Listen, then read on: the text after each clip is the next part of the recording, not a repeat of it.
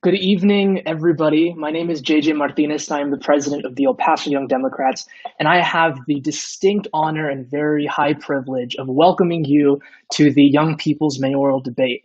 As you well know, this election is the most important election of our lifetimes, not just for our country, but here in El Paso as well. El Paso is facing enormous challenges because of COVID, racial justice, climate change, and so much more.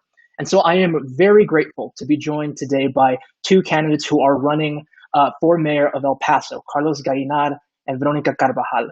But before we get started, I do want to offer some disclaimers and go over today's format.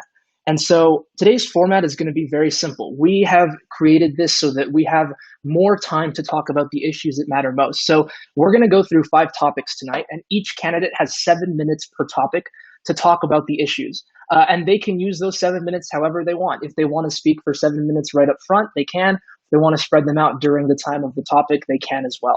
We want to make sure that both candidates have the opportunity not only to engage with us as the moderators, but with each other and with candidates who may not be here. On that note, this forum, this debate was open to all candidates who were eligible for the endorsement of our organization. That included Ms. Carbajal, Mr. Gallinar, Mr. Calvin Zielsdorf, and Mr. Oscar Leeser. Unfortunately, Mr. Zielsdorf was unable to be here tonight, but we will be considering him for an endorsement because he meets our qualifications. Mr. Oscar Leeser did not respond to any of our requests numerous times to participate in tonight's event. Nevertheless, we are incredibly excited to have Ms. Carbajal and Mr. Gallinar here. As well as that, I want to also point out that I have publicly supported Mr. Gallinar. My two co-moderators, are Dominic Huerta, the vice president, and Saul Fontes, our parliamentarian. Dominic has publicly supported Ms. Carbajal, and Saul has not supported anybody. And we say this out of full transparency to all of you watching. We believe we've done everything we can together as a team to make sure these questions and this format is fair and honest, and that we can keep the candidates and each other accountable as well. And unlike our current mayor, we also believe in transparency.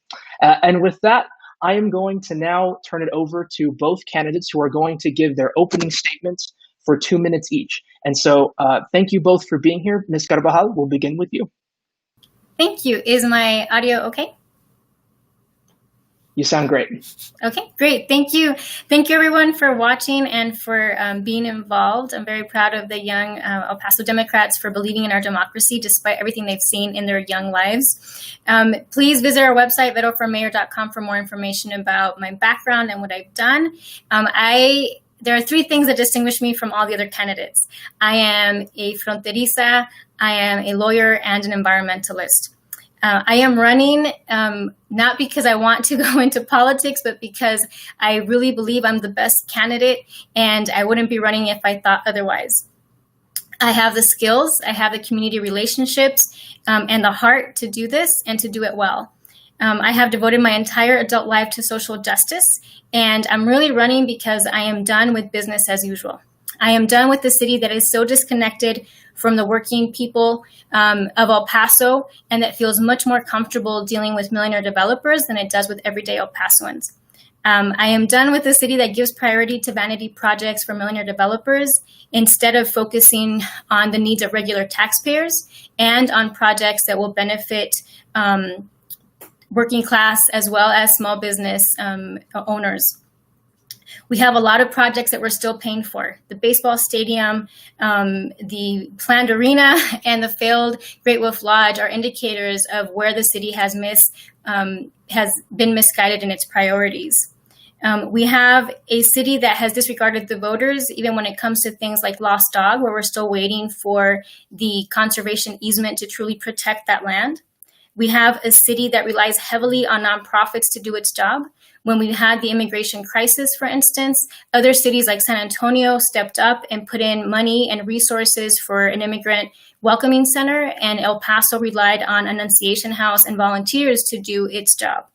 We have a city that looks outward for jobs instead of focusing on growing and expanding local small businesses where we know that they will keep their profits here locally. And we have a city that continues to disregard the impact of global warming. And that is one of the things that I'm really focused on, is the environment, given my 26 years as an environmentalist. We have a city manager that is in charge of policy, implementation, and protocols, and he is not an elected official, and our elected officials do not hold him accountable, as well as the city attorney's office. And so I believe that we are more than ready for change. We are more than ready to make history by electing our first Latina mayor. And we are more than ready to prioritize the people of El Paso and not millionaire developers who really are out to continue exploiting our tax dollars and exploiting our environment, exploiting our workers, and exploiting and destroying our history. So thank you for this opportunity. Thank you, Ms. Carbajal. Mr. Gallinar, your opening statement. Yeah, JJ and others, thank you so much for having us. And also let me thank Ms. Carbajal for being here. I appreciate the opportunity to share our platform, share our ideas, and engage with Ms. Carbajal. This is, I believe, the 8th or 9th forum that we've had. And I always enjoy my opportunities that I have with Veronica to speak to her and listen to her ideas. Listen, JJ, this is quite frankly the most important election of our lifetime. We hear it every 4 years, but this really is the most important. Not only at the national level, because we are hoping to vote out this ridiculous racist president that has affected not only our country, but the U.S.-Mexico border and El Paso in particular. It is also the most important because quite frankly, after COVID, we are going to be in some dire situations here locally. And so, again, thank you all for being here, and I'm going to talk about that in just a second. JJ and others, I was born and raised in El Paso's Mission Valley. I am the proud son of Mexican immigrants. I am the youngest of 6 boys, and I am the first in my family to graduate college. I started off at Baylor High School, and when I graduated Baylor High School, I graduated 339 out of 410 students. So I was in the bottom 25th percentile. It was my mother pushing me to, maybe because she thought that I was the last in our family to maybe have a chance at higher education. She pushed me on to community college. I was there for 2.5 years. And then I went on to UTEP. And UTEP, I have told everybody that will listen that UTEP changed my life. And by extension, changed my children's life. My life is so much better because of the opportunities given to me by this community and UTEP. And my children's lives are going to be extraordinary because of the opportunities given to me as well. But JJ, here's the bottom line. The last 8 years should have been some of the most great and prosperous for our community. And instead they have been some of the worst. We are losing more people than any other city in the United States. We have 54% of El Paso families on the verge of poverty, and we cannot seem to finish projects that were promised to El Pasoans back in 2012. I am running for mayor for many reasons, but first and foremost, we need to stop the brain drain. I'm going to share with you the story of my 2 young children, my daughter Olivia, who is 12, my son Joaquin, who is 10. In a few short years, they're going to go off to college or they're going to go off to work, and they're not coming home. They are going to stay in San Antonio, Houston, Dallas, Phoenix, Tucson, anywhere else but El Paso, and so we got to do better. Let me, if you could tell me how much time I have, I will finish with this last thought. This issue of the brain drain is very important, not only because I just shared the sentiment of my children. But listen, I think about people like JJ, people like Saul, people like Dominic, people like Stephanie Acosta, 29 years old, who is running my campaign. And the spirit also of what I'm about to say extends to Ms. Carbajal. Imagine if any one of you was not here in El Paso. If any one of you had chosen to move somewhere else, if any one of you had chosen to stay in San Antonio or Austin, imagine the void that have to be filled by your talents, by your skills, by your passions, by everything that you bring to the table and everything that you have done for this community. And so for every Veronica Carbajal, for every Stephanie Acosta, for every perhaps Carlos Gallinar, there are 10 more El Pasoans not in El Paso, not living in El Paso, not thriving in El Paso. And so we have to do better. We have to do better not only for my children, but every child in El Paso, and every El Pasoan deserves to live in the most greatest city in the United States. That is why I am running for mayor. Thank you, Mr. Gallinar. Before we jump into our topics, I do have one opening question. And by the way, everyone, this question was provided to the candidates beforehand. And I think it's an important one because it does deal with a continuing kind of trend that we see in El Paso. And so this is the question. So as we all know, Oscar Leeser declined to come to this event, and he is the supposed front runner in this race. Many El Pasoans see him as the only chance to beat Mayor Margot and are going to vote for him because they know who he is. They recognize his name on the ballot.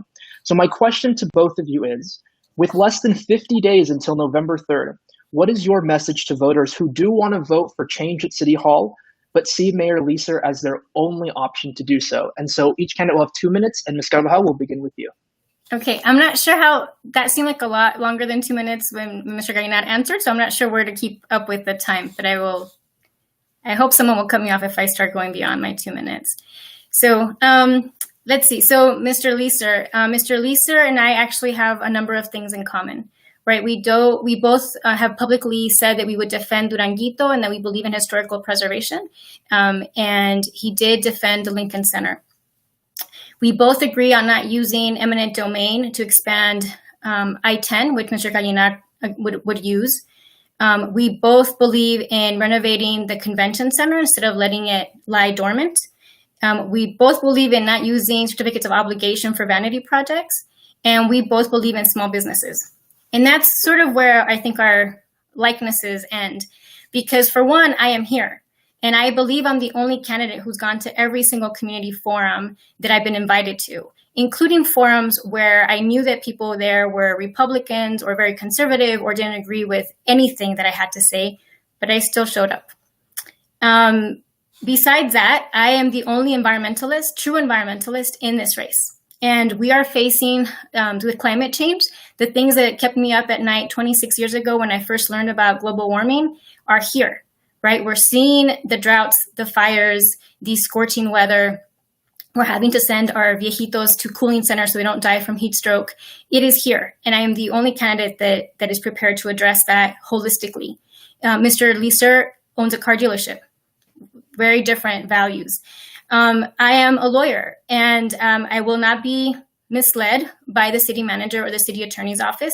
In 2013, I asked Mr. Leeser before he entered office to keep an eye on the city attorney's office and to scale back on the use of private law firms, and he did not do that. I am a housing expert. I prioritize homeowners as well as tenants, and I understand that city's proposed housing plan, which I have a lot of objections about. I've never heard him talk about housing issues at all. And my economic development plans for small businesses go beyond just wages. They get into issues like offering free Wi-Fi, like offering affordable childcare, like going after wage theft, going after white-collar crime, which I've never heard him talk about. I also want to focus our small businesses on the things that young people are interested in, including technology, the environment, and the arts, which I've seen a lot in, even within our campaign. Lastly, my campaign is people-focused, always will be. My clients will tell you that I will work with anyone. I'm very reasonable, but it is very clear to me who I work for. And who I work for will be the citizens of El Paso. I will work with developers, I will work with the car dealerships, but I don't work for them. And I think that I'm the only candidate, including with Mr. Leeser, who can actually say that. Thank you. Thank you. And my deepest apologies. We had a little glitch from our timekeeper. And so both candidates, if you can just have the chat open and we'll be telling you both your time in the chat. Mr. Gallinar, the same question to you about Mayor Leeser and what you would say to his voters. Yeah, JJ, so listen, you heard me talk about it in my opening statement. In 2012, Mr. Oscar Leeser inherited $500 million to do really great things for our community. And he inherited a world-class master plan, Plan El Paso, that along with the thousands of El Pasoans I helped develop. Had he implemented even half of the quality of life projects, especially the 3 signature projects, and had he implemented even 1/10 of what is in Plan El Paso, I would not be running for mayor. And we'd be having a different conversation about the future of this community, and we would have taken a different trajectory. But instead, Mr. Oscar Leeser has refused to do anything for this community. And even now, over the past several weeks that I have had the opportunity to sit down with him and others on forums and debates, he has yet to articulate the reason for why he should be reelected. And so, again, in 2012, I was looking forward to a cultural center, the Mexican-American Culture Center, where we could celebrate El Paso's history, El Paso's culture, El Paso's contributions to the United States and to the world. I was looking forward to taking my son, Joaquin, and my daughter, Olivia, to a children's museum, and I was looking forward to having events at the multi-purpose cultural center. And instead, none of that has happened.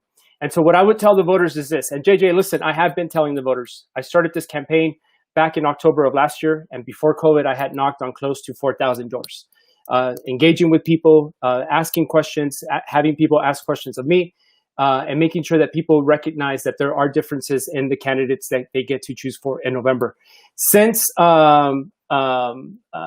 May, we and my volunteers, I and my volunteers have called over 10,000 voters. And so we have talked to people, and what they will tell you is exactly what I just expressed. They are looking at Oscar Leeser and DeMargo as the only options in this race. They know now that there's Carlos Gallinar and that there's others as well running for mayor of El Paso, but they want change. They want to make sure that we have a leader who is going to stand up for $15 an hour. They want to make sure that they have a mayor who is going to prioritize climate change through solar and renewable energy. I want to build the largest solar farm in the United States. That's not an exaggeration. That's not hyperbole. We could get it done. And I want to make sure that we are leading on high-tech manufacturing. I want to make sure that we do a regional hike and bike trail that's going to connect every single neighborhood to the Franklin Mountains and down to the Mission Trail.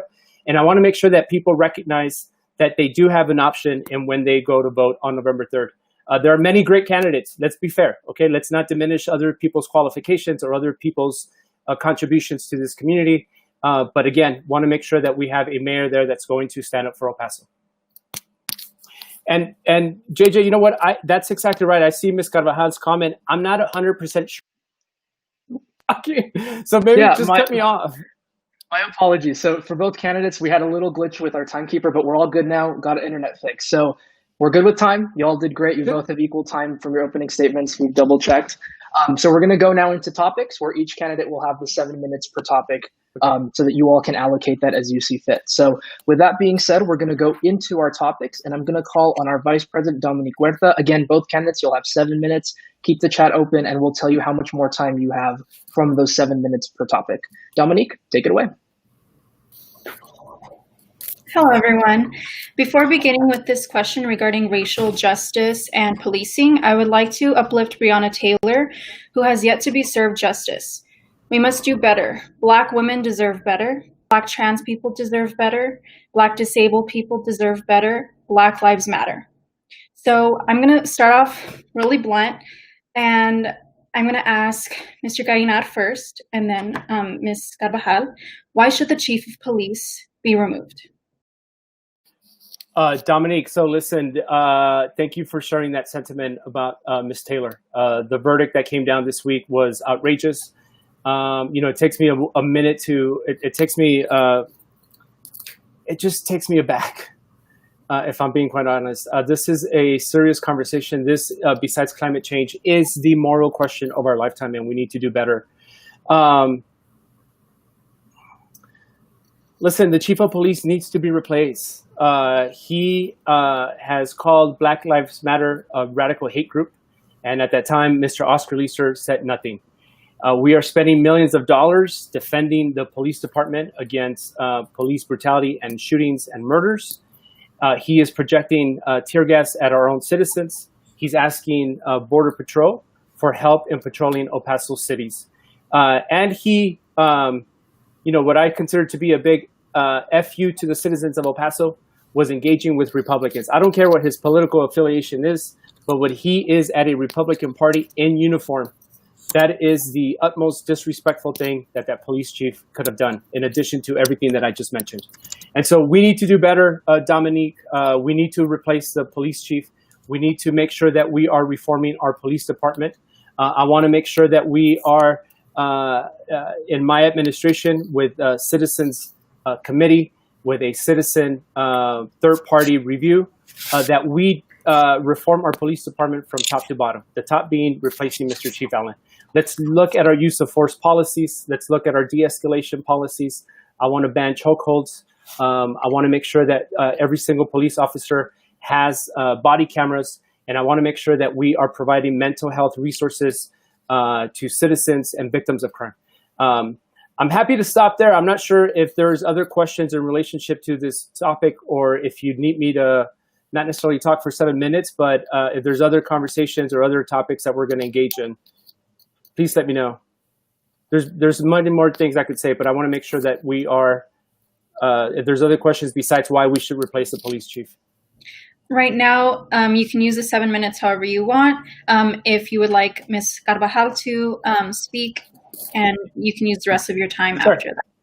Let me just say a few more things then, Dominique, and again, thank you for the opportunity. So in addition to what I just said, I want to make sure that when we look at the police budget, I want to make sure that we create an equitable budget. So right now, as you all know, we're spending $158 million in our police department. We spent $10.2 million for libraries, $5.3 million for museums, and $17 million for public health. I have said it in the past that law enforcement is not just, that public safety is not just law enforcement. Public safety also includes making sure that we are funding parks, making sure that we are funding mental health, making sure that we are funding rec centers, things that are going to add to people's quality of life, things that if done correctly can enhance people's livelihood. That also includes making sure that parents have a living wage, making sure that people are employed, making sure that people feel like they are of value to this community.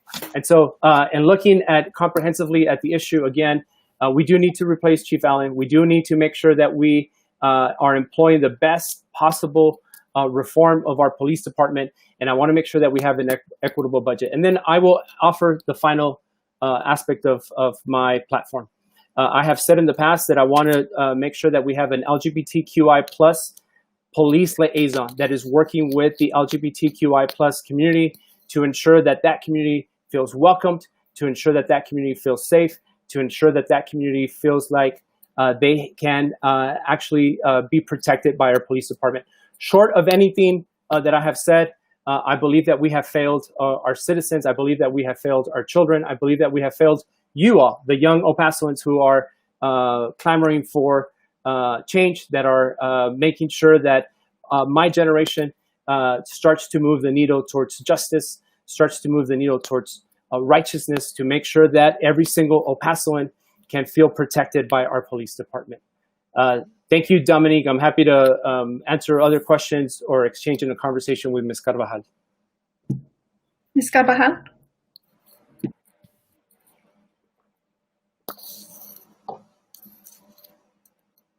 Ms. Carbajal, I don't believe we can hear you. Can you? Are you muted? I went back to mute. Sorry. There we go. Thank you for this very important question and for lifting up Breonna Taylor's family. There is so much to say about this topic, and I've been talking about it for months now. When it comes to racial profiling, when it comes to Chief Allen, to answer your question, on June 16th, against the advice of a lot of people, I put out a platform called Transforming the Police Department. And one of the things I called for was removing the leadership, which includes Chief Allen. And the reason that I did, I'll go into it in a bit, but that's what we need. And, this is such a heavy topic. And I think that we need to be sensitive to the fact that it cuts across demographics in a different way. And that some people really do believe that the police, that we need the police as we have it. And I don't believe that's necessarily true, but I think that I need to be reminded consistently that there are people who are really afraid of us getting rid of the policing system as we have it. When it comes to what we have right now, we have to be anti-racist, right? We know that what we've had in the past has not worked, that we're still dealing with injuries and deaths that are unmerited. And we cannot, when it comes to racial profiling in El Paso, we cannot tolerate, much less fund, the racial profiling of people in El Paso, especially Black El Pasoans. We have to create a mechanism for the public to have a voice to complain about certain officers and certain practices in a way that is meaningful and not just a dog and pony show. The city just very recently, as a result of people speaking out about this issue, put out a plan. And the plan, as we know, the city of El Paso loves to plan. It did not involve Black El Pasoans. It focuses on training at the academy, even though we know that there is a problem throughout the ranks. and that the academy applies only to cadets. It does not apply to officers who have been in the force for 5, 10, 20, 25 years. It does not mention any changes to accountability. It does not adopt a disciplinary matrix like we had before. It does not talk about reallocating funds. And we know that this summer, the city, in the middle of the pandemic, purchased $3 million worth of ammunition for the police department. So we need to change all of that. And when we talk later on about community participation, I want to make sure that under my administration, at every opportunity, we value the input that we receive from people. And when it comes to Black El Pasoans, they have very valid concerns. Debbie Nathan, for instance, wrote a piece that was an update from 4 years ago on the incidences of racial profiling with consent searches and the disparity between white El Pasoans, Latinx El Pasoans, and Black El Pasoans. And that is unacceptable. No one should feel that they're being picked on, and no one should be put through a consent search. In terms of how we police right now, just this past Monday, I was at a demonstration by the Sunrise Movement downtown, and there were many police officers. There were also police officers on bicycles. And this was a peaceful protest, right? A month ago, I went to a protest by Familias Unidas in the Chamizal outside of Bell Elementary. I saw 5 police officers, or 5 police cars. Peaceful parents just protesting the way that the schools have been closed permanently, as well as through COVID, and the lack of assistance from EPISD. In May and early June, I went to the BLM protests, and I've spoken about this publicly. You can go to the social media pages that we have for the campaign to see the comments that I made to City Council.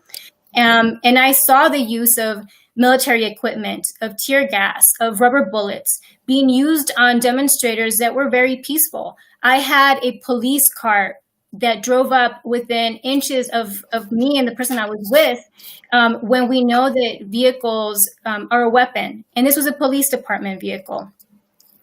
And if I go back to September of 2017, when we had the Duranguito siege, the night before, I spoke to police officers and I gave them copies of the order from the court saying the city could not help in demolishing buildings. And at the time, the police department was escorting the demolition equipment that would be used the next day.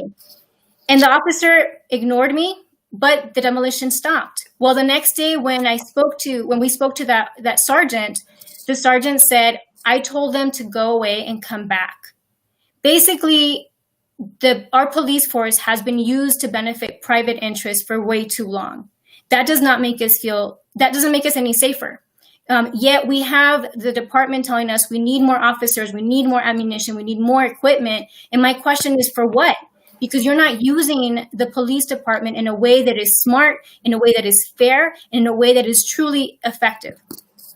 And I say this because there has been a lot of talk about mental health issues. It is one of my priorities.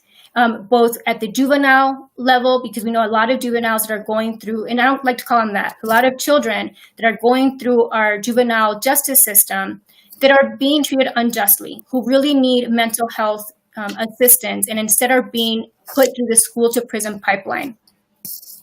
But when we talk about mental health, the city will tout the crisis intervention team. It's supposed to be a team that helps officers become more aware of mental health issues and how to de-escalate. On August 24th, a friend of mine could not get CIT to respond to a crisis. There was a story on the El Paso Times about a young woman who committed suicide after speaking to an officer for a minute because they said, oh, she's fine. And no one from CIT was there. So we need to think about all of these issues. Everyone deserves to feel safe in the presence of their officers.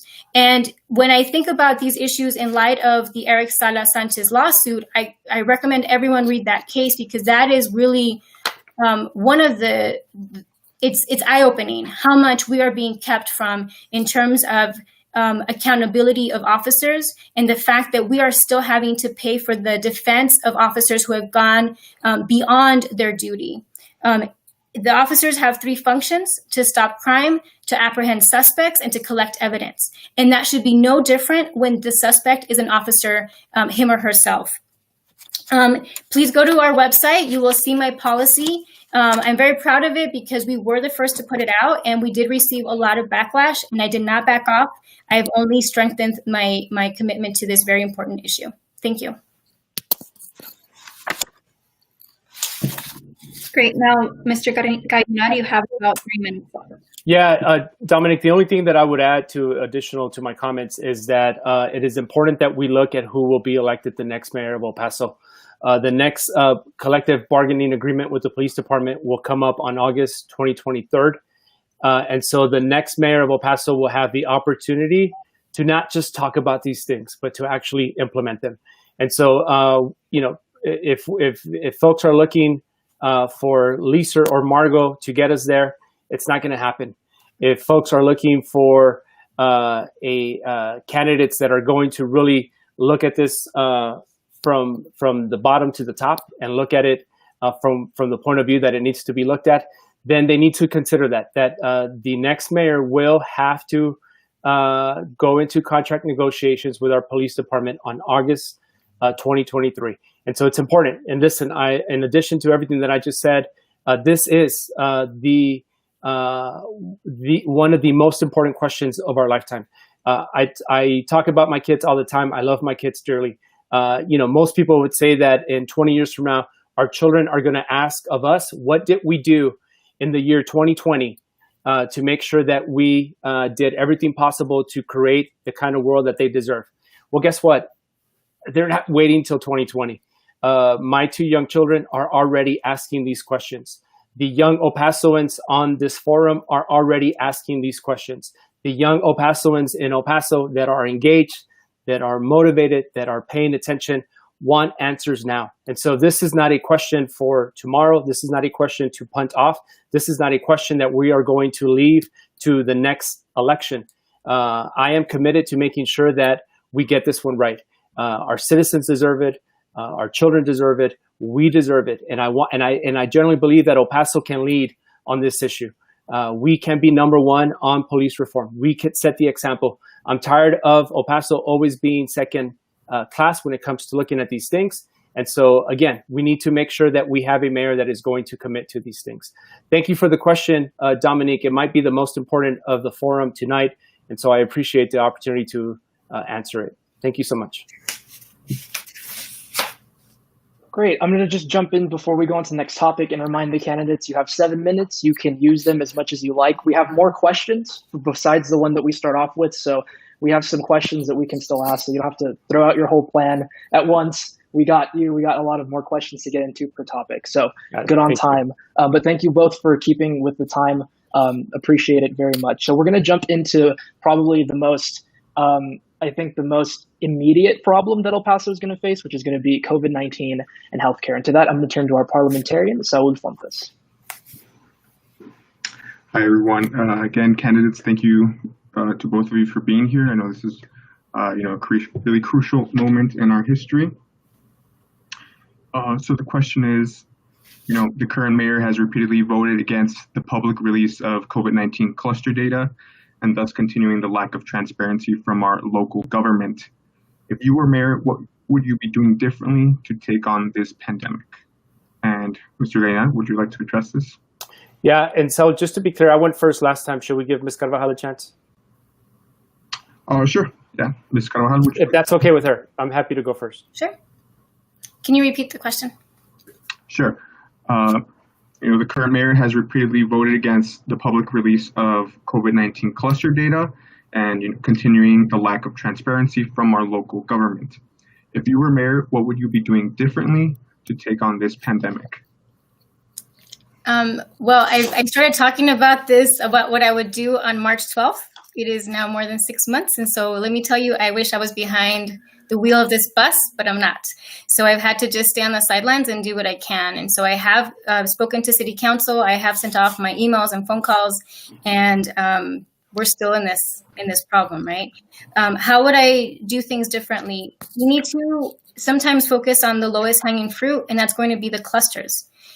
Back when I sent off my first email to the city. I did some research. I do have, a background in environmental studies and public health in that regard. And so I'm very concerned about indoor air pollution. It's something that I studied for 3 years. And so I understand the relationship between concentration, duration, and method of exposure. And it's not that complicated, right? You think about the spaces where people are going to be enclosed, locked in sometimes, and that includes nursing homes, jails, immigration detention centers, and psych centers, including other health service spaces. And the city didn't do anything, right? They could have done all sorts of things. And starting on April 22nd, they had $119 million from the US Treasury to do things, and they didn't. And because I'm a lawyer, I've been able to navigate the US Treasury guidelines fairly easily. They have not been that complicated. I asked the city repeatedly to use this money in the best way possible to reduce the clusters. What we know is that as of July 21st, 15% of the cases were tied to these 4 categories of locations. And as of September 14th, 11% of our cases are still coming from those spaces because people come and go, especially the workers. And these, for the most part, are low-wage workers who are not being protected. They're not protected by their employers. They're not protected by the city or anyone else. These are folks who need the sanitation rules to be in place. They need the PPE. They need the guidance. They need information. And they're not necessarily getting it. And so when it comes to access to information, I don't agree with the city attorney's interpretation of things. And I think that even if that was the issue, right, that we could get sued by a private business, including a nursing home or including a bar or a restaurant, I would take that litigation. Because let me tell you, we have litigation right now that we shouldn't have. And so that is one that I would take on because we have to understand that your rights end where mine begin. That's it. That's it. No one has a right to hurt someone else, even if they're trying to exercise their own rights. And so when it comes to COVID, we know the city, as of August 5th, had only spent $3 million. Yes, it's allocated. Yes, they have plans for it, including, well, they're spending $100,000 sanitizing downtown. I'm not sure why. And they're going to buy buildings. They're going to buy vehicles. They have set aside some other money for things that might be useful down the road, but the money hasn't been spent. And when I think about how would we have effectively done a shutdown, you have to inform, you have to test, you have to enforce, and you have to support people, right? So that people don't feel the need to go out to work. So that you have programs where you're not just handing out assistance, but you have caseworkers helping people navigate that application process, which is what I've been doing at Legal Aid, is setting up these mechanisms for people to actually be able to access the assistance and to talk to experts in the community to figure out what is the best way to get the money out there. And so I don't know if that's the rest of my time. I can answer other questions if you'd like. Sure. Let's switch over to Mr. Gallinar, if you would answer the question, please. Yeah, Saul. So on the answer of the clusters, unequivocally, yes. We need to make sure that El Pasoans have the information that is going to make them healthier. Now, here's the thing. You provide the information. If people choose to use it, that is up to them. If people choose to still frequent places that have the potential to get them infected, then that's up to them. But I believe that's government and the mayor in particular's job is to keep El Pasoans safe. So to answer your question, yes, if I had been the mayor and I had needed to vote on that, I would have voted to release the clusters. Y punto. It needed to have happened. That's the answer to your question. Let me also say this, Saul. This pandemic has affected Latinos and people of color like no other population. Disproportionate numbers of infections, disproportionate number of deaths are affecting our population. And so that means by extension, it is affecting El Paso and El Pasoans. This administration has failed us. This mayor has failed us, and we need to do better.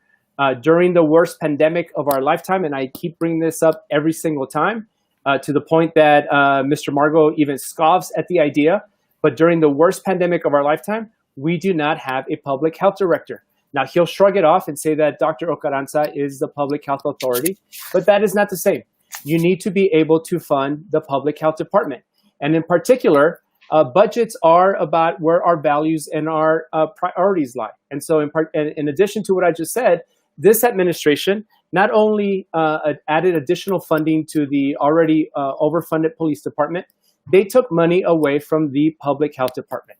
And so we need to make sure that we are going to hire a public health director with the experience, with the knowledge to make sure that we are keeping our citizens safe.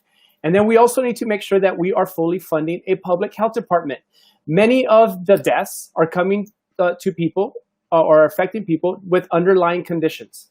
We know that our community is susceptible to diabetes. We know that our community is susceptible to high blood pressure and heart disease. A lot of this goes back to the way that we have been building neighborhoods for the past 50 years. And so as part of my plan, as part of my COVID recovery plan, we need to make sure that we are fully funding the public health department to make sure we are fully addressing the underlying conditions affecting our citizens. That includes making sure that we have more parks. That includes making sure that we have open spaces so that people could be healthier. That includes to make sure that we have complete streets where people could hike and bike and walk. That includes making sure that people have jobs. That includes making sure that we are doing everything possible as a city government to keep our citizens safe. So it goes beyond COVID.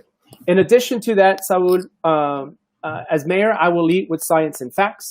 I will be transparent not only about the clusters, but about the data that has been, I don't want to say misleading, but has not been correct. And I believe that issue goes back to the fact that we don't have someone at the helm making sure that we are overseeing this pandemic's response. I would also do a few more things. I'll make sure that we enforce the order. This administration waited just 2 weeks ago after El Paso Matters or the media made it be known that we weren't enforcing the orders. So as mayor, I will make sure that those that are treating our citizens and making them susceptible to the infection are held accountable. And then, we just need to make sure that we are doing everything possible to get our citizens safe and healthy. It's not over, folks. Numbers are creeping up. We need to make sure that we're wearing our masks. We need to make sure that we are social distancing, and we need to make sure that we are calling our loved ones and checking in on them. Again, I'm going to talk about my kids. I love my kids dearly. They have not seen their grandma. They have not seen their granddad in 6 months. We have FaceTime. We have called them, but there's nothing like getting a hug or a pat in the back from Grandma Nelly. And so this is affecting all of us. This is life or death. And so we need to make sure that we are doing everything possible to make sure that we are getting our citizens safe and healthy and back on the track to recovery. Lisa and Margot are not going to do it. Lisa, by the way, Oscar Lisa during the worst pandemic of our lifetime was literally inviting people to go to his car dealership on Memorial Day and 4th of July. How irresponsible is that? And so we need to make sure that we are going to vote for a mayor that understands the issue and vote for a mayor that will make this the #1 priority moving forward to make sure that, again, El Pasoans are safe and healthy. Thank you.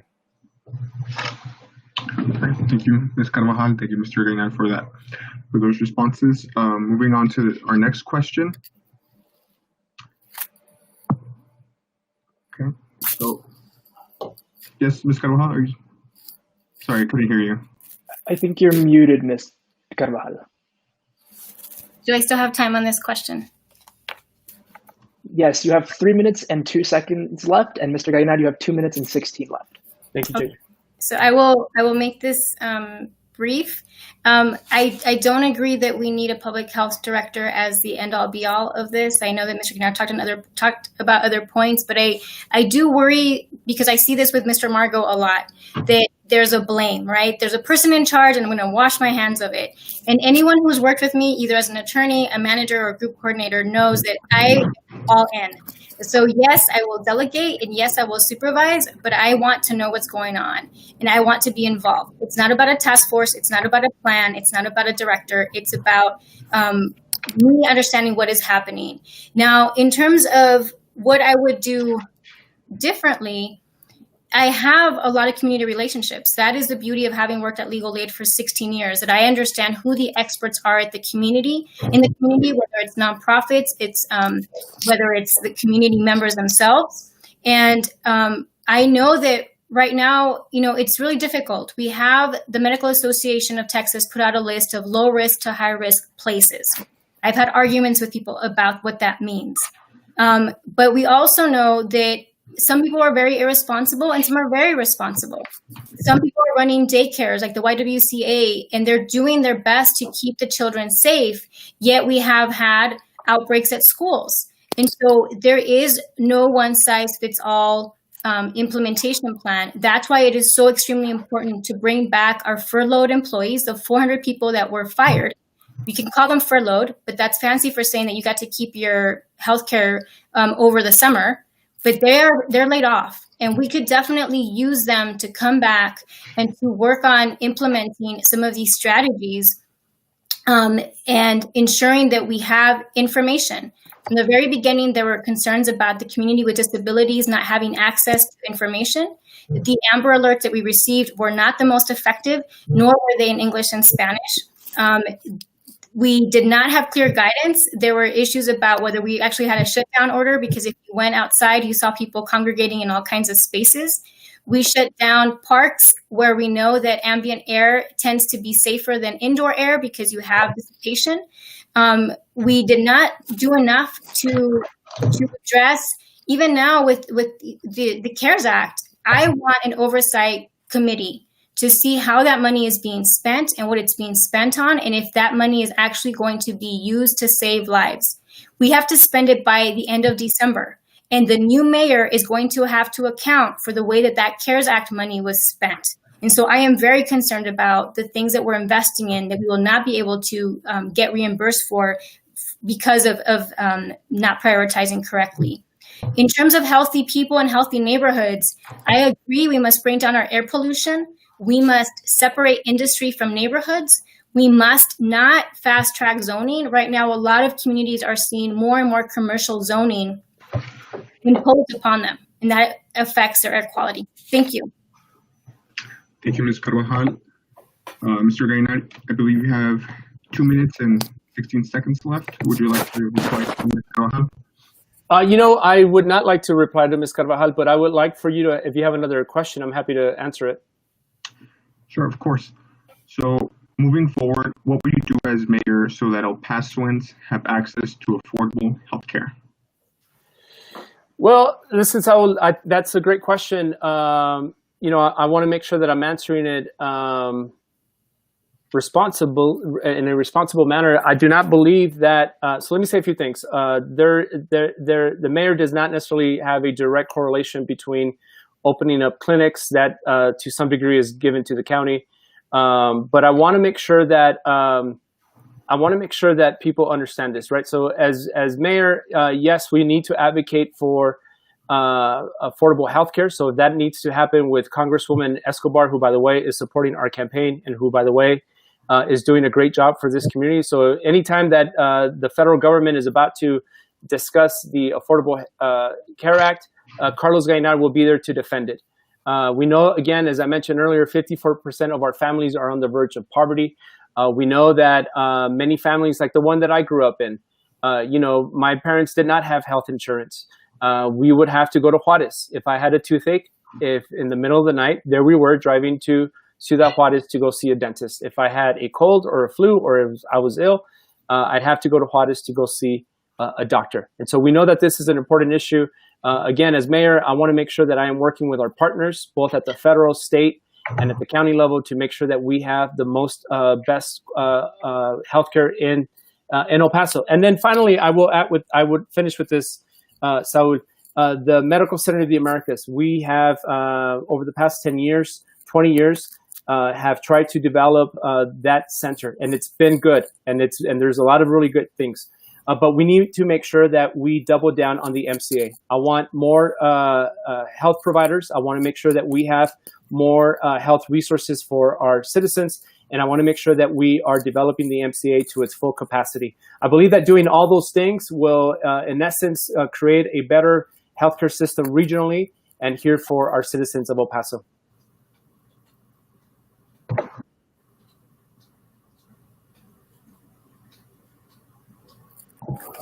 Thank you so much for your answers. The next topic will be climate change and the environment. Both of you have offered ambitious plans to better the environment and combat climate change.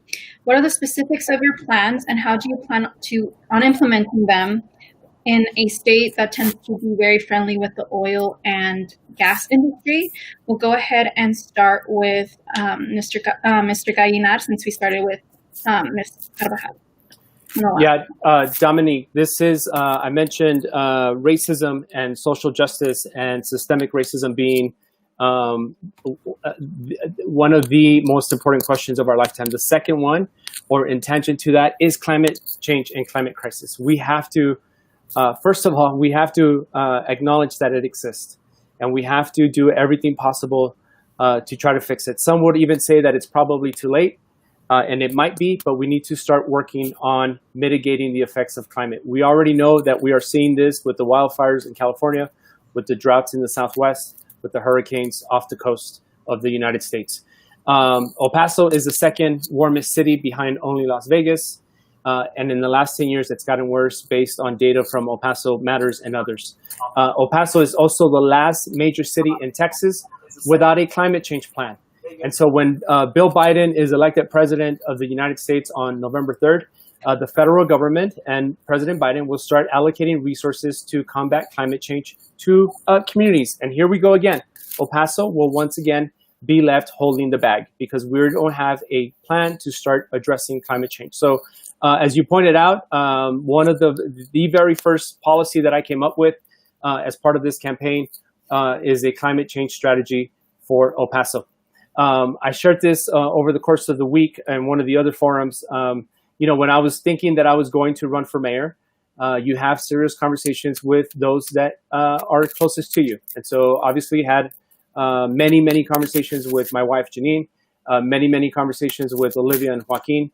And when we sort of decided that it was the best thing for this community that I offer my candidacy as mayor for El Paso, my children said, Dad, if you are going to run for mayor, please make sure you address climate change. And so not only would I be a terrible mayor, but I'd be a terrible dad if I did not make this one of my priorities.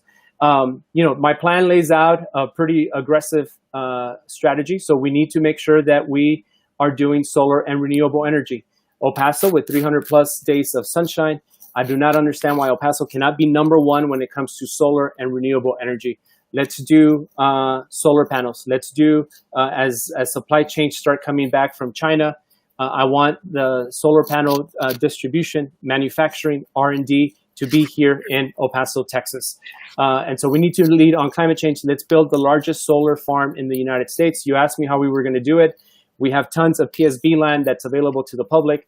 Let's partner with those that want to help to make sure that we are putting people back to work after COVID, doing solar and renewable energy.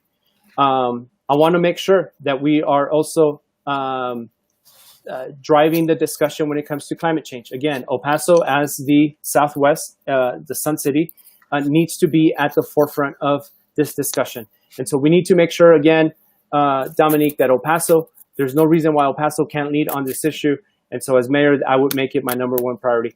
I want to talk about a few more things, but I'm going to give you an opportunity to ask me a few more questions. Thank you for that. We'll go ahead and give Ms. Carbajal an opportunity to speak.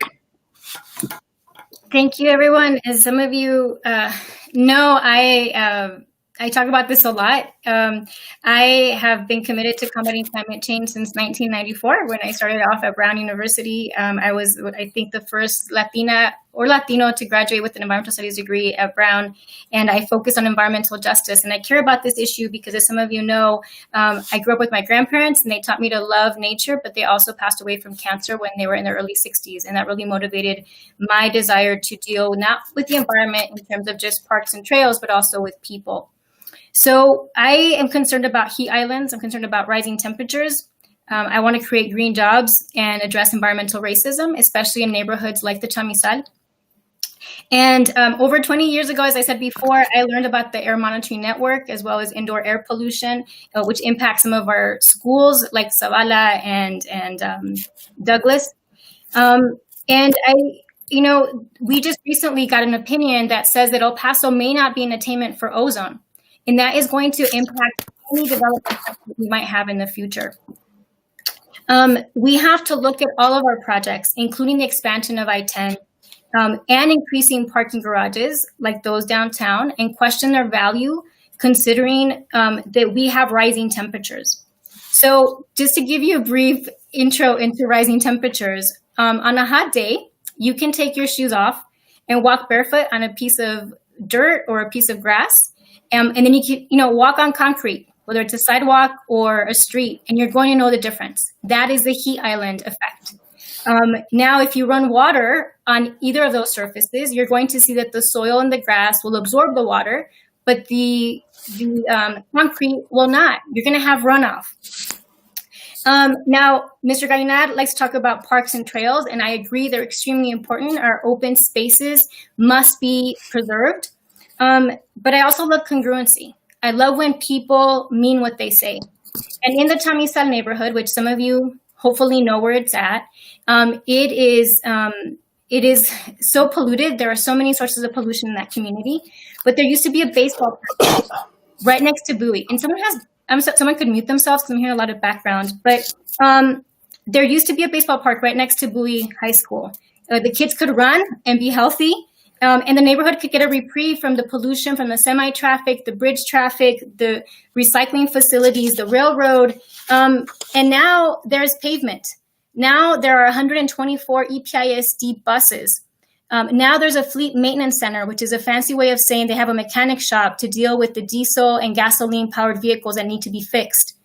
I'm familiar with this bus hub because Texas Rio Grande Legal Aid filed a complaint against the state, arguing that this was environmental racism, that this community is 99.1% people of color, that it already has a lot of pollution, and that it is discriminatory to dump 124 buses and a fleet maintenance shop on a space that is already polluted. Mr. Gallinar was responsible for that decision. So again, we cannot talk about being anti-racist and then dumping on these communities. I did my thesis on Chicanas and environmental justice. I looked at recycling. We have to remember that every action that we take has a price to be paid. And if you're not the person paying that price, then you don't care where your recycling goes. But my clients care because my clients are in the Tamizal. They're battling the fires, the traffic, the vermin that come off of those recycling facilities, one of which donated to Mr. Gallinar's campaign. So we have to be congruent, and we have to think about who we're impacting. The fact that this community in particular has been dumped on repeatedly. I went to law school because I was tired of our biggest polluters blaming individuals and blaming Juarez. No one wanted to blame Asarco, or no one wanted to blame El Paso Electric or the refinery. And that is why I went away, and I came back with a law degree and took on some of these polluters. I took on Asarco, and the ex-Asarco workers and I, many of whom are very sick, took on Asarco not only with the air permit, but also with remediating that site. Because of our work, that land is cleaner than it would have been. Because of the work that my clients and I did in Montana Vista, El Paso Electric cannot expand out there. They can only include solar panels. So in the Tamizal, my goodness, we at work, we used to just worry about them because it seemed like every other week the Tamizal was battling something. I just drove there recently, and there's like a junkyard now in the middle of the neighborhood because now I guess they're recycling car parts. This is unacceptable. We cannot leave anyone behind in our quest to be more environmentally friendly. I have developed a very extensive environmental platform because I am thinking about everything. I am thinking about how we create jobs. The fact that we have fossil fuels are the #1 contributor to climate change. In El Paso, those fossil fuels are coming from our power plants, which are naturally gas run, and from our vehicles. And so we need to reduce our consumption of energy as soon as possible. And I don't believe in buying land and putting solar panels on it. I believe in using roof solar because we already have that land. Using roof solar on the city buildings as well as on street lighting will help us reduce our city consumption. And then incentivizing everyday El Pasoans to do the same in their home. When it comes to El Paso Electric, we had the chance to buy it and we passed it up. We need to, as much as we can, put pressure on them to do more solar energy, because that is the only way we get to break the cycle. We have rising temperatures, we use our air conditioner more, and then we have, again, more rising temperatures because we consume more fossil fuels. When it comes to vehicles, unlike Mr. Gallinar, I oppose the expansion of I-10 because it's taking us in the wrong direction, literally. We need to be promoting public transit use by the biggest employers, by everyday El Pasoans. We need to reduce our dependence on vehicles because we are running out of time. And again, more roads means more heat islands, going back to the issue of concrete and the fact that we are contributing to rising temperatures in so many different ways. If you go to our platform, you will see that I've talked about environmental justice and environmental racism, our public transportation system, green jobs, reducing our consumption of energy and water, and protecting our open spaces, and making sure that we're not using incentives like we are with Great Wolf Lodge, with the Church 13, and all of these other issues are really related to our supporting millionaire developers. Thank you. Mr. Gallinar, you have 1 minute. 33 seconds if you would like to reply to that. Yeah, listen, I want to address Ms. Carvajal's, the bus hub. Obviously, we know it's an issue for her and for others. Quite frankly, Ms. Carbajal gives me too much credit. Let me lay out the facts because I think Ms. Carvajal's supporters need to know the truth. The fact of the matter is that when I started EPISD in 2016, that project was already in the pipeline. And if you want a boogeyman, Ms. Carbajal, it was Mayor Margo who started this project in 2014. When I got to EPISD, some staff even had the audacity to say, hey, listen, Carlos Gallinar, don't even engage with the community. It's a done deal. And so what I had to do is engage with the community. And I did have public meetings. And I did have one-on-one meetings with some of the members of the neighborhood association, the Familias Unidas for Chamizal. Those are the facts. And so when Ms. Carbajal says that I was solely responsible for this project, maybe she doesn't understand how government works. Again, the project was already in the pipeline. I wanted to make it better, and we did make it better working with the neighborhood. I know that many of them still disagreed, but we did engage with the community. And at the end of the day, it was the Board of Trustees who voted for this project. And the reason that we had to move the bus hub, those that are listening, is because currently where EPISD is now, that land belongs to the city of El Paso, and they want it back. And EPISD is in the process of moving. And so that bus hub, along with two others in the community, had to go somewhere. And so it was already in the pipeline. But let me finish with this. If we're talking about processes and we're talking about being congruent, I had 2 meetings at Bowie and I had one meeting at Roosevelt.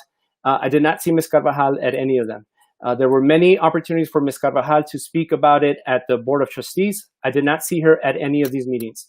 She knows, and we've known each other for 20 years, she knows how to find me. She did not reach out. But now that she is running for mayor, it is conveniently beneficial to her campaign to make me out to be the boogeyman and to characterize something that I am not.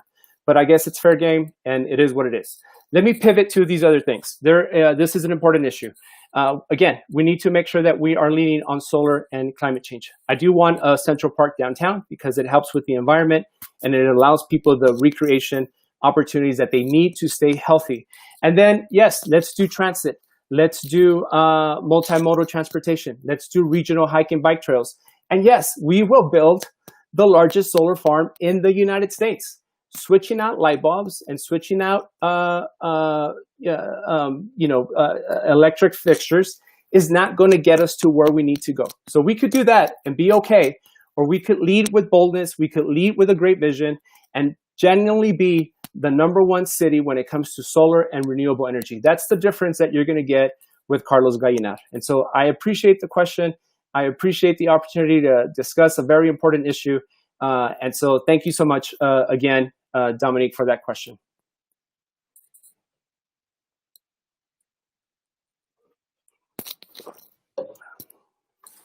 Saul, I think you're muted, buddy. Oops, sorry about that. Thank you, Mr. Gallinar and Ms. Carbajal, for those responses. Moving on to our next topic, we shall be discussing the economy and city development. Mr. Gallinar, we'll start with you. I think I went first last time. I think it's Ms. Carvajal's mic. Okay, yeah. Okay, Ms. Carbajal. So the ongoing battle for sports arena in the downtown neighborhood of Duranguito has caused much division and conflict throughout our city. How would you improve the socioeconomic status of El Pasoans without sacrificing our most vulnerable communities? Thank you for this question. I'm assuming the question is not about the arena, but it is about how do we move forward past the pandemic without leaving anyone behind. And that is something that is very close to my heart. As you know, I've worked with the working poor of El Paso, as well as the retirees who were once the working poor, as well as veterans who are struggling to make do with their pension, as well as people who think they're fine until a catastrophe strikes, either a divorce, an injury, a pandemic, or an economic recession. And so this is very, very close to my heart. So what I am planning on doing as your mayor, in terms of getting us on a good financial footing, is to ensure that we are focusing on the services that people need to survive every day. And now with the pandemic, most of us understand what those are. That means community centers for children and the elderly. It means, yes, we can have and should have more health clinics, childcare facilities, parks, libraries, museums, and of course, street maintenance and public transportation. How do we do that? We need to scrutinize the budget, we need to work smarter, and we need to work together with other taxing entities. So how do we scrutinize the budget? We need to go back and look at all of these agreements that we've made, including the 380 agreements that we've made with tax incentives, and think about the new normal. I would scrap the sports arena, and I can talk about that later.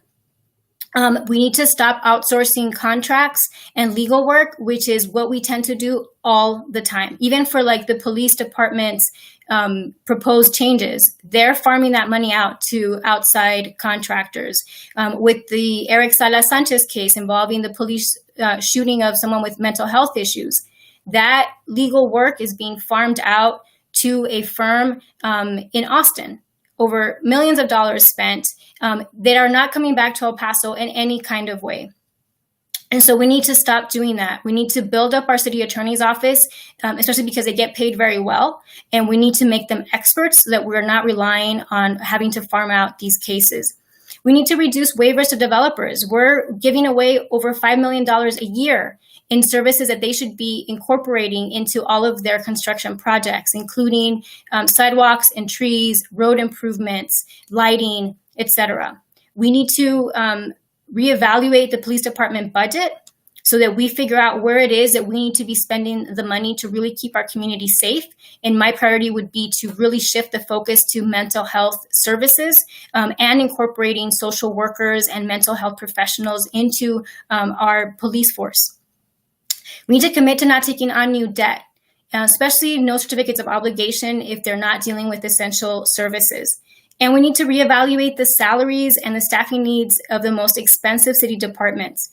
What I have done at Legal Aid and what I would do at the city is talk to the workers at the bottom, right? The ones who are actually providing services to people.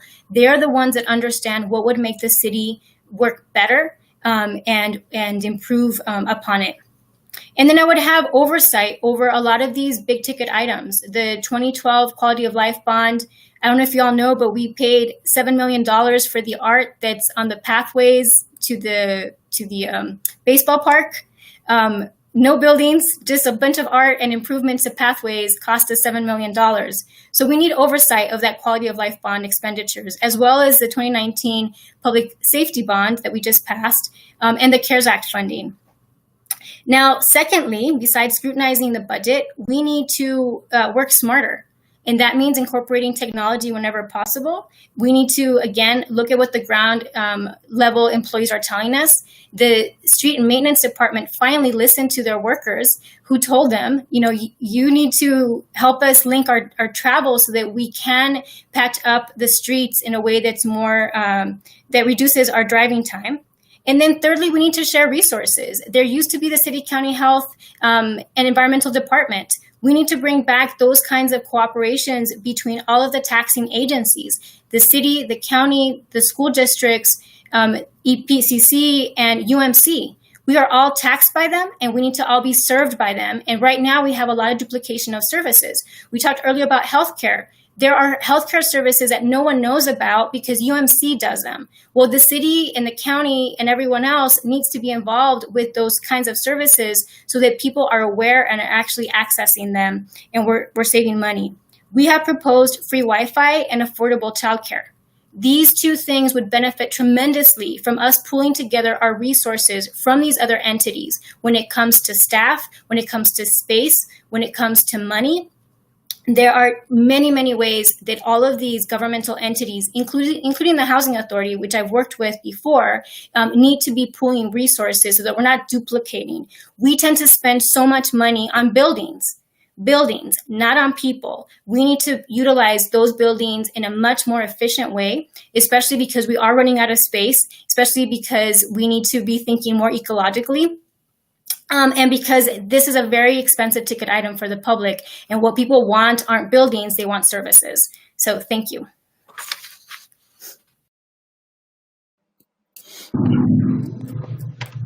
Okay, Mr. Gallinar, your response? Yeah, can you ask the question again, please, Saul?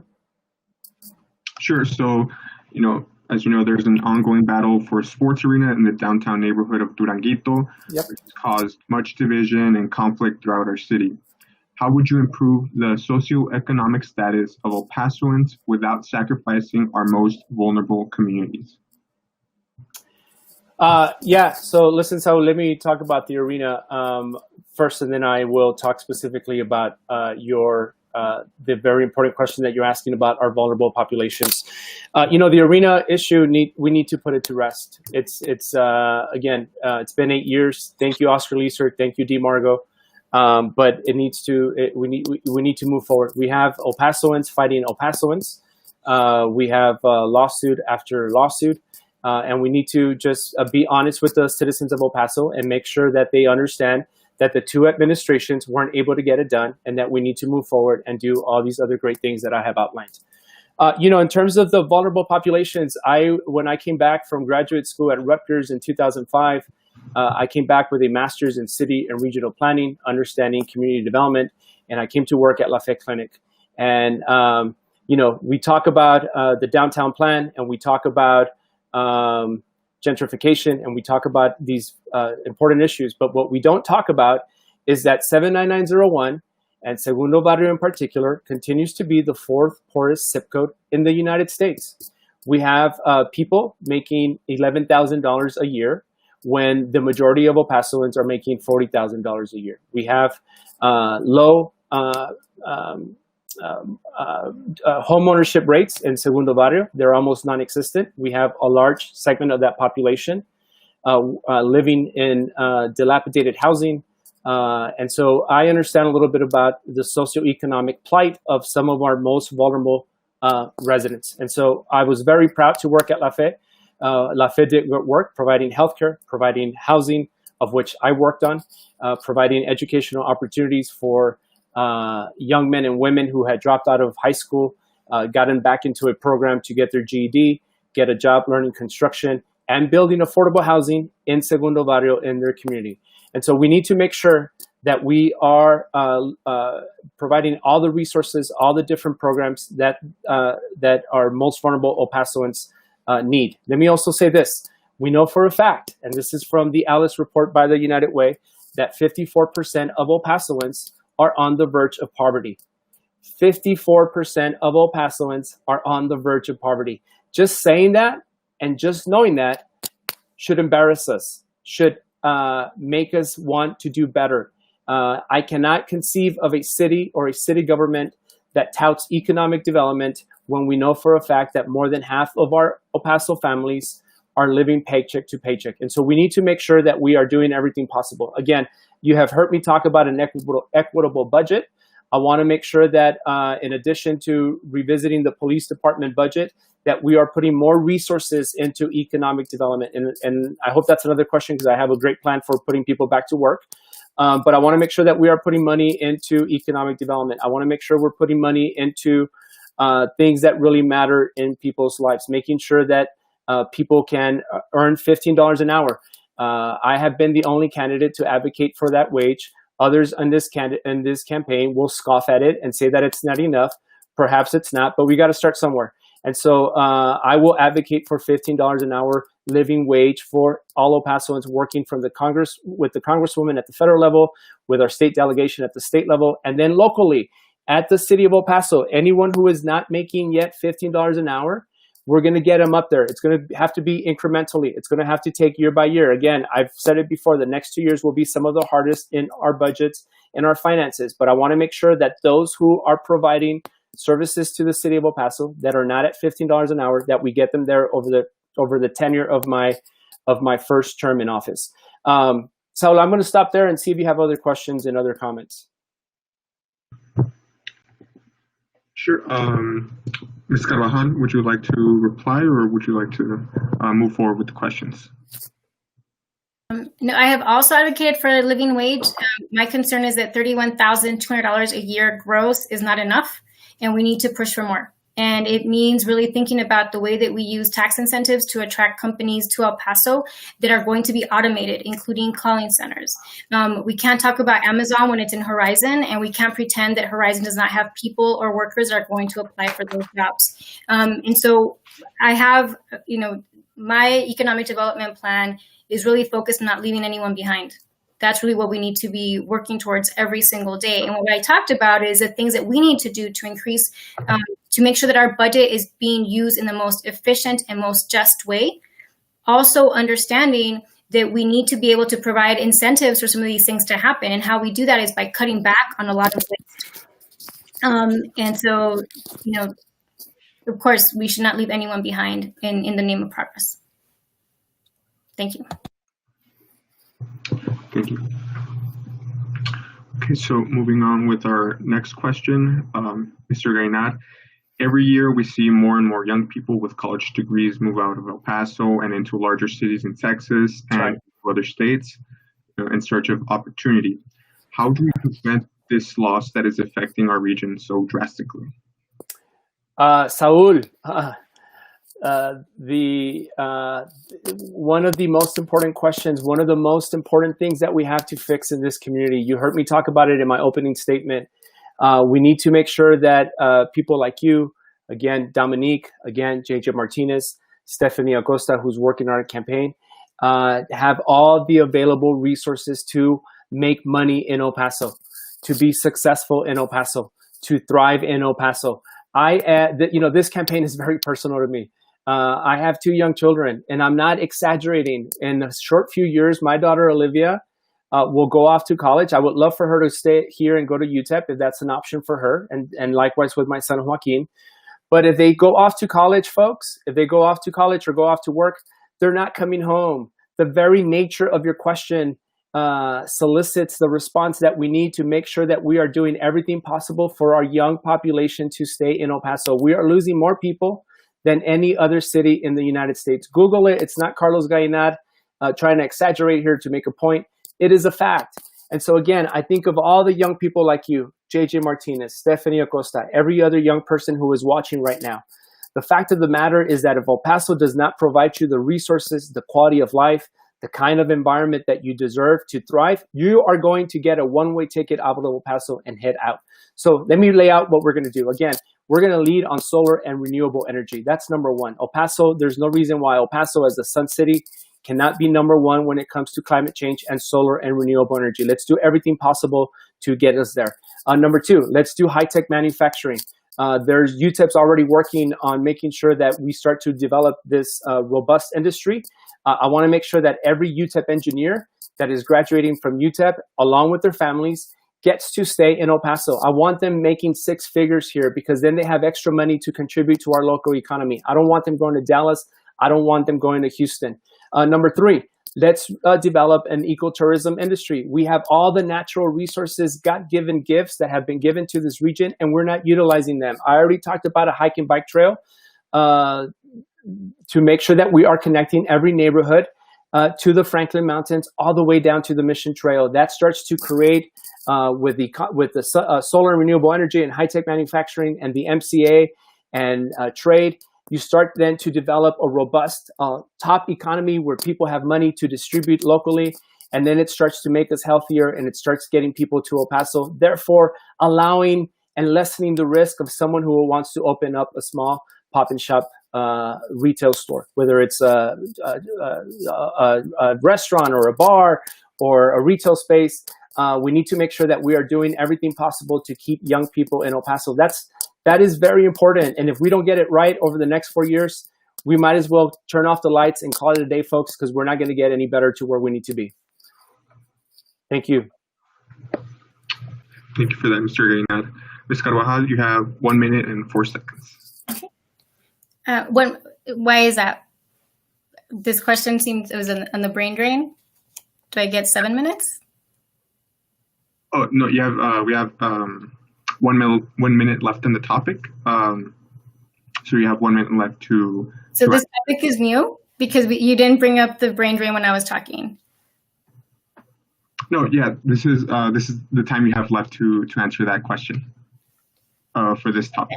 Okay. Well, so the brain drain has been, it's sort of like this threat that's sent out there. I came back, right? I was poached. I'm bilingual. I'm a lawyer. I'm an Ivy League graduate. I came back for different reasons. One, I had a union job waiting for me. I have a job that helped pay back my loan. So loan repayment is extremely important and should be used whenever possible. And I came back to fight for social justice work. That is the reason I went to school.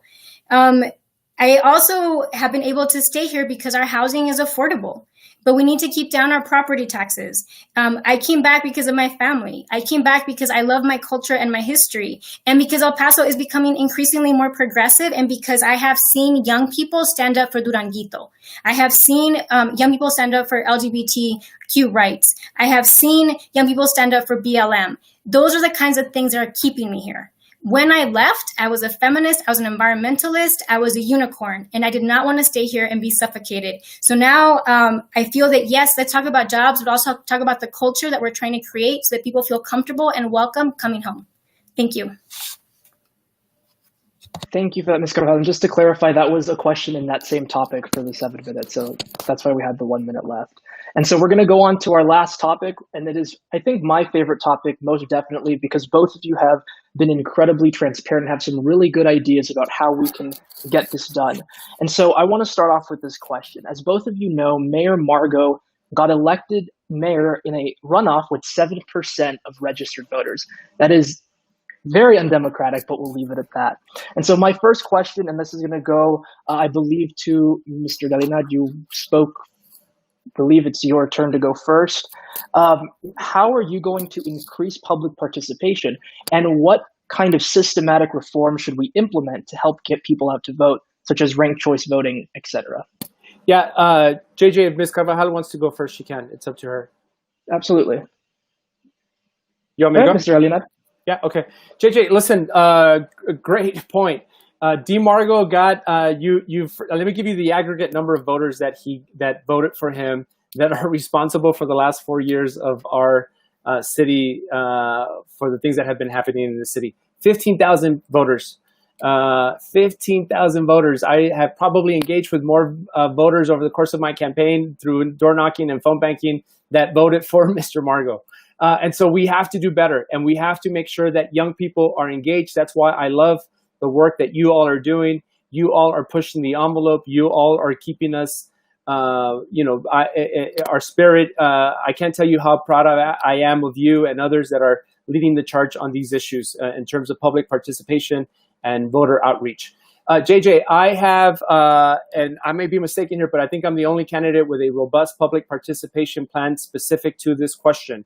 and specific to this issue. So we know that both Oscar Leeser and DeMargo have deteriorated public trust over the past 8 years. I cannot remember the last time that either one of those two gentlemen has had a proactive community meeting to engage with the public, to answer questions, to eyeball people and make sure that we are engaging and allowing people at the table. I cannot remember when that happened. And given all the different issues that we are talking about during our lifetimes, it's important that we have a mayor that is going to engage with the public. You may not always agree with people. You may not always see people eye to eye, but I believe that it's the mayor's responsibility to make himself or herself accessible. And so, JJ, the way that I have led this campaign is the way that that the citizens of El Paso can expect me to govern. Again, knocked on 4,000 doors, have called over 10,000 voters, myself and our volunteers. I have had the most public forums out of any candidate on both virtually and before COVID. I believe it's over 20. I have engaged the public on robust issues. I was the first candidate to talk about systemic racism. And so I'm very proud of the campaign that we are running. But let me be specific to your question about what we will do. And this is outlined in my public participation plan. First and foremost, we need to make sure that we have an open door policy at City Hall. That means that maybe it's once a week, maybe it's once every 2 weeks. I'm not sure, maybe once a week on a Friday. We open up the doors of the mayor's office, and anyone who wants to come unannounced is welcome at the mayor's office. You don't have to email me. You don't have to call. You don't have to go through loops to have access to the mayor. So that's number one, open door policy at the mayor's office. Number two, let's move city council meetings to the evening. Right now we have them at 9 a.m., 8 a.m., 9 a.m., and it's not accessible for working families. So let's make sure that working with city council, we are able to move city council meetings to 5 p.m. I don't care if we have to stay there till midnight. I don't care if we have to stay there till 1 a.m. I don't care if I have to miss several dinners with my family. We need to make ourselves accessible to the public via city council meetings. Number three, we will also, once a quarter, again, details to be discussed with my colleagues at city council, we will have city council meetings out in the community. That means that we will have a city council meeting out at rec centers, out on the west side, out on the lower valley, out on the east side. Again, it should be us that is going to the public and not the other way around. Number four, I will have, and I am committing to having town hall meetings. I am very proud of the support that I am getting from Congresswoman Escobar. I am very proud of the support that I am getting from our former Congressman Beto O'Rourke. I look to them as an example of being public servants. And so they both have town hall meetings. I believe it's once a month. I will follow suit and make sure that the mayor, again, at least at the minimum once a month, is having public town hall meetings out in different parts of the community. And then number five, JJ, and I talked about it this week, and I think it was reported in the El Paso Times. I am the only candidate that has said this publicly, and not only the only candidate in this campaign, but probably in the region. I will make my calendar available for people to look online. So you're going to log in, you're going to be able to go to my website, and on a daily basis, on a weekly basis, you will see who I am meeting with and whether or not they have contributed to my campaign. I believe that we need to be as transparent as we possibly can. It's what the citizens deserve. The last two mayors have deteriorated public trust. Quite frankly, we're not going to get anything of the things that I got outlined if we don't engage the public. That has been true with this administration and with the Leeser administration. And the reason that we have not seen many of these projects move forward is because they have refused to engage the public. So under the Gallinar administration, you will have a seat at the table. We will broaden the table. We want to make sure that everybody has a voice. We want to make sure that everybody has space at the table to offer their ideas and their suggestions. Finally, I know I have 2 more minutes and I want to leave some more time for another question. Listen, folks, I genuinely believe this, that people with differing politics and differing ideas, and maybe even diametrically opposed on several issues, can come together. People with different ideas, but of goodwill and genuine interest for the betterment of our city can come together. We just need a mayor that's going to get us there. I offer that. I'm very proud of the question, JJ. I'm very proud of the work that you're doing. I want to make sure that people understand that the way that I have led this campaign is the way that I will lead and govern City Hall. Thank you. Thank you. Ms. Carbajal, the same question. How are you going to increase public participation, and do you support any systematic changes to help do so? So the way we do that is by ensuring that people feel that their voice is actually being listened to, right? And so, Mr. Gallinar, relating to the bus hub, when you have an attorney, as the EPISD does, an attorney like myself cannot talk to your client. So he could talk to Familias Unidas, but not talk to me or the people that were working on the case at Legal Aid, just to clarify that point. When it comes to listening, I've learned through 16 years of litigation that the best lawyers are the ones who listen the best, not the ones who talk the most. But it's not just about listening. People want to believe and want to know that what you have listened to is actually being incorporated into your policies. For that reason, I going back to Segundo Barrio, I was there. There are videos of me listening to Beto O'Rourke telling the residents, "Don't worry, when eminent domain comes and your house is taken, you'll be moved somewhere better." I was there. People were being talked to. They weren't being listened to, and certainly their concerns were not incorporated into the downtown plan, which was being steamrolled over these neighborhoods. And we're seeing the outcome of that in Duranguito. And so I want to have working sessions, real working sessions with people, not just listening sessions. From the very beginning, from the point that we start to think about having a plan, we need to bring in community leaders and community members to talk about what they want and to actually implement those concerns. Why? Because they are who we work for, number one. Number two, we want to avoid litigation. We have been litigating Duranguito for over 3 years because no one incorporated people's concerns into the plan. And they didn't anticipate so much pushback. And so now we have paid litigation fees. We've delayed all the other bond projects because we did not incorporate people's concerns. And when it comes to moving the city council meetings, I think that's an excellent idea. I agree with Mr. Gallinar on moving them so they're more accessible. I also want to make sure that people can call in if they can't physically get to city council. I want to make sure that they can submit their public comments online and that those are made public, because we don't know how many people are actually writing to Mr. Margot. We also know that people like Paul Foster are allowed to send in letters that are read into the record. And ours aren't. We have to actually call or be there in person. I mean, before COVID, we had to be there in person during the day. We've also seen people arrested, like Judd Burgess, in front of city council because they didn't do anything that was threatening, but they disagreed publicly. And going back to, previous administrations, I have sat through so many hours of city council meetings where the decision was clearly made in executive session. And so people spent hours, talking against the MAC being shoved into the library, or against Segundo Barrio being demolished, or against the baseball park. And the decision is made, right? The decision was already made before you showed up, before you took the time. So it's not just giving people a space to air out their concerns. It's about actually incorporating those concerns into our plans before they're executed. And in terms of transparency, I think that when we start behaving in that way, we're going to get more participation. Now, in terms of people that we tend to leave out, that's going to be our Spanish-speaking population, and it's going to be people with disabilities. So we need to ensure that whatever changes we make are accessible to people so that they are a part of all of these plans and strategies that are going to be really imposed on them. Thank you. Thank you for that, Ms. Carbajal. And I can just say, I think both of you are far more transparent in those few minutes that you had than our mayor has been his entire term. So we appreciate those answers.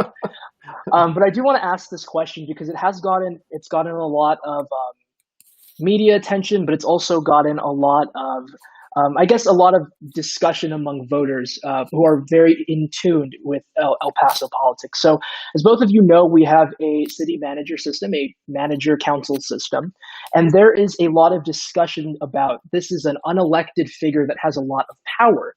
And so my question to both of you, and we'll begin with you, Mr. Gallinar, is both of you have been very critical of the city manager. Both of you, I believe, want to remove the manager as well eventually.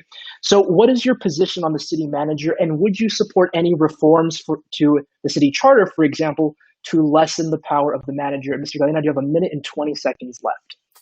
Yeah, JJ. So I'm not 100% sure, but I believe I'm the only one that has called for the removing the city manager ASAP. I think Ms. Carbajal had said that she would wait till his contract runs out, which I think is okay.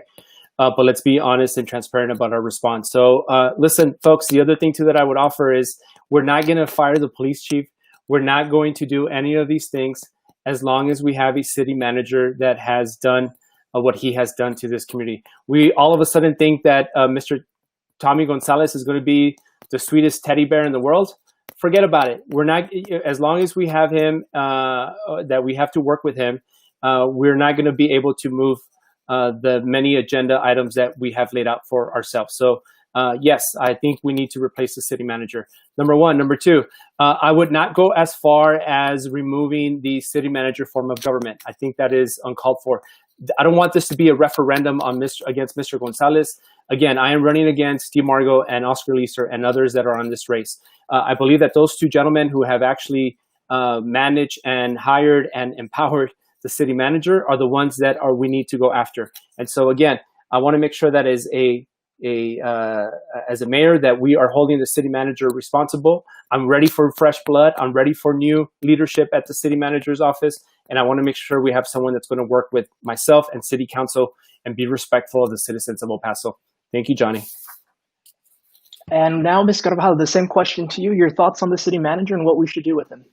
Well, the city manager is under contract. So yes, I mean, everyone knows if you've been to my social media that I have spoken critically of him, and he in fact has referenced some of my criticisms during city council, but he's under contract. And so as any good lawyer knows, if you're going to break a contract, you need to be able to face up to those consequences.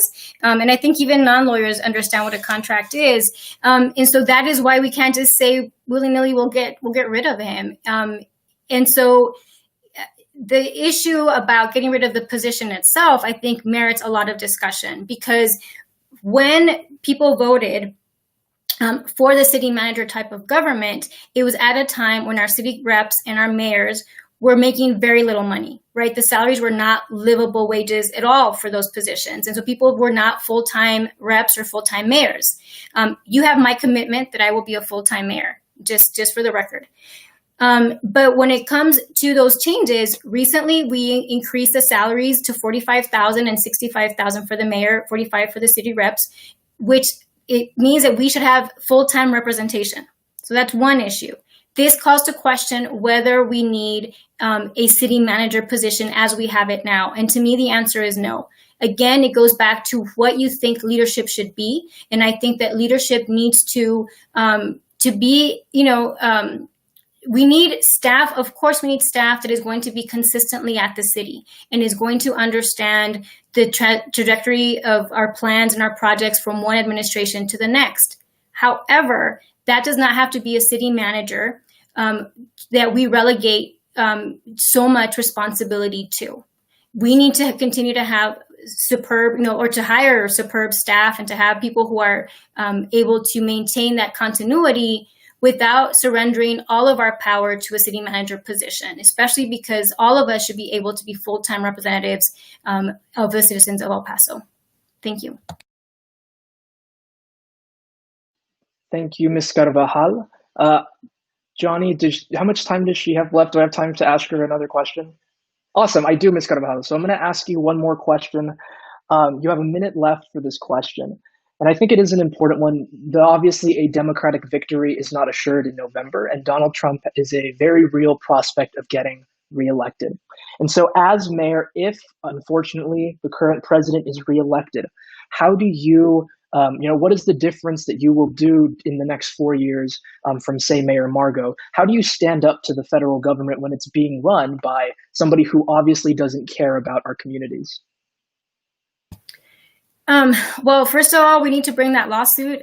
He still owes us, I believe, over $500,000 from the rally that he never paid for. So that needs to be filed before we lose the statute of limitations time period on that. So that's one issue. The other issues is how we stand up against immigration policies, right? We had Mr. Margo during the remembrance for the shooting victims, he invited the Secretary of the Department of Homeland Security. I recognize his face because that was the man who was here to justify keeping people underneath the bridge instead of putting them in the Hoover building. Mayor Margo allowed the El Paso Chamber of Commerce to say we don't want those people in our neighborhoods. And so those people, immigrants, children, pregnant women, were made to sleep outside. We need, again, congruency. And so we cannot say we're proud of being a border community and then do those kinds of things because we're afraid of standing up to a Republican federal government in a president. And so when it comes to both our governor, when it comes to our president, we need to speak up and be proud of who we are and to speak up for humane immigration policies and all others. Thank you. Thank you, Ms. Carbajal. And we are out of topics. We have gone through all 5 topics. And so I'm going to move on to the last question in the closing statements. And before we do that, I want to thank both of you for being here. I think this has been very much needed, especially for our community, that we have 2 people who are so dedicated, not only to El Paso, not only to the people that live in El Paso, but really to what the office of the mayor can and should be. So I'm incredibly thankful to the both of you for being here. And so I'm going to ask this last question. It's going to tie into your closing statement, and each of you will have 3 minutes for this to answer the question and give your closing statement as well. And this is a very fun question. I think it's important as well. And the question is this: if you could pass one item through the city council, you knew that you had all the resources to get it done, all the support to get it done, you knew we could do it in local government, what would that issue be and why? And so, Mr. Gallinar, we'll start with you, and then Ms. Carbajal, after he's done, you may answer the question. Yeah, JJ, so just so I'm clear, do I answer the question and go into my closing statement, or just answer the question? It's a question, and then if you have time left over, you can use it for your closing statement. Absolutely. Yeah, so JJ, so first of all, again, thank you for the El Paso Young Democrats for hosting this, and thank you for Ms. Carbajal. I appreciate your presence, Ms. Carbajal. I appreciate your candidacy. I appreciate you being on this campaign. I know there's some differing of opinions here, but nevertheless, I think you're running a good campaign. You have made me a better candidate, and so I thank you for that. And JJ, listen again, I am so proud of you and Saul and Dominique and other young people here in El Paso. I think we need more engagement from young people, not less. And so you have set the bar, not only for young people, but for all El Pasoans, quite frankly, that we can do better. You know, that's a great question. There's so many issues that we need to fix, right? There's so many things that we need to do, but the one that I will, and there's several, but the one that I will talk about, we need to get out of COVID. We're not out of the clear, folks. I want to make sure that, again, as mayor, the first and foremost thing that we need to do is make sure that we allow our citizens to be healthy. And so I would hire a public health director. I would put everything in the kitchen sink to a public health department to make sure that our citizens aren't dying, to make sure that our citizens aren't being infected. And so we need to do everything possible. Again, we can't talk about climate change or police reform or the city manager or hike and bike trails if we don't have a healthy population. So we need to do everything possible moving forward to get us out of this pandemic, something that this mayor has not been able to do. Let me end with this, and to all the young people listening and to everyone listening and watching this debate. Again, thank you for watching. We have a bright future, folks. El Paso can be the #1 city in the United States. That's what we should be aiming for. Anything less than that, anything that's subpar, anything that doesn't get us to being the #1 city in the United States, again, we might as well just pack it up and leave. And I think that we could get there. We have the great culture. We have the great people. We have the great history.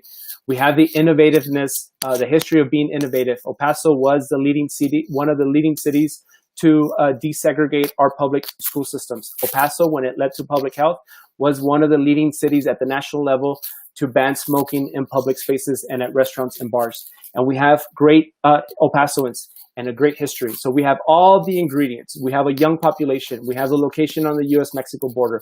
We have the Franklin Mountains. We have a star on the mountain.